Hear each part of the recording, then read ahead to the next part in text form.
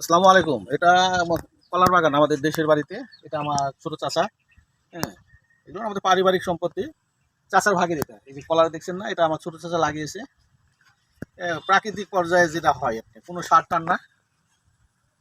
সেভাবেই পুরা বাগানটায় আমার ছোট চাচা। এই মুহূর্তে আমি, আমার চাচা আর আমার একমাত্র ভাগ্না শিশির আহমেদ ওর সঙ্গে আছে। আমরা দেশের বাড়িতে আসছি। হ্যাঁ, এটা আমার একমাত্র ভাগ্না শিশির আহমেদ। একটু দেশের বাড়ি আসছি, এসে ঘোরাফেরা করছি। কলা সবেমাত্র আসছে, এটা এখনো দেরি আছে, এখনো দেরি আছে। প্রতিটা গাছে গাছে কলা পাবে। এগুলো দেশি কলা, একেবারে একবারে জেনুইন দেশি, কোনো অর্গানিক বলেন আর সার এগুলো না, এগুলো দেশি একবারে জেনুইন পর্যায়ে। বাগানের ভিতর দিয়ে যাওয়া যায়। এই যে দেখেন, এই যে কলা কি সুন্দর, আরো আরো আরো অনেক হবে। এই যে কত সুন্দর ক্যান করেছে।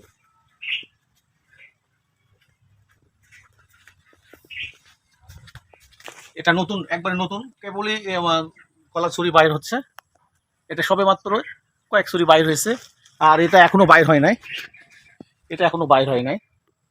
হ্যাঁ, আর অলরেডি ওটা বাইর হয়ে গেছে। ওটার যে কলার যেটা মগজ বলি আমরা, বা ফুলদানা, এটা আপনার সবজি হিসাবেও খাওয়া যায়, খুব টেস্টি।